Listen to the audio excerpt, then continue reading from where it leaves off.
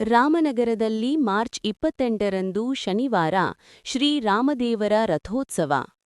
ರಾಮನಗರದಲ್ಲಿ ಮಾರ್ಚ್ 28ರಂದು ಶ್ರೀರಾಮ ರಥೋತ್ಸವ ವಿಜೃಂಭಣೆಯಿಂದ ನಡೆಯಲಿದೆ.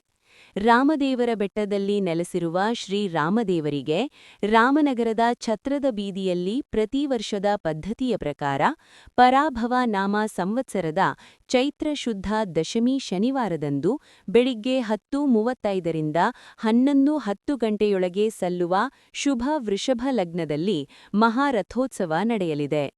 ರಾಮದೇವರ ಬೆಟ್ಟದಲ್ಲಿ ಕಳೆದ 56 ವರ್ಷಗಳ ಹಿಂದೆ ವಿಗ್ರಹಗಳ ಕಳ್ಳತನವಾದ್ದರಿಂದ ರಾಮನಗರದಲ್ಲಿ 1971ರಲ್ಲಿ ಶ್ರೀರಾಮ ದೇವಾಲಯವನ್ನು ಸ್ಥಾಪಿಸಲಾಯಿತು. ರಥವು 36 ಅಡಿ ಎತ್ತರವಿದೆ.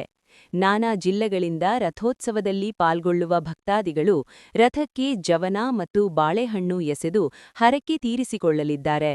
ರಾಮನಗರದಲ್ಲಿ ಪ್ರತಿ ವರ್ಷ ಶ್ರೀರಾಮನವಮಿಯ ಮರುದಿನ ಶ್ರೀರಾಮ ರಥೋತ್ಸವ ಮತ್ತು ಜಾತ್ರೆ ವಿಜೃಂಭಣೆಯಿಂದ ನಡೆಯುವುದು ವಿಶೇಷವಾಗಿದೆ.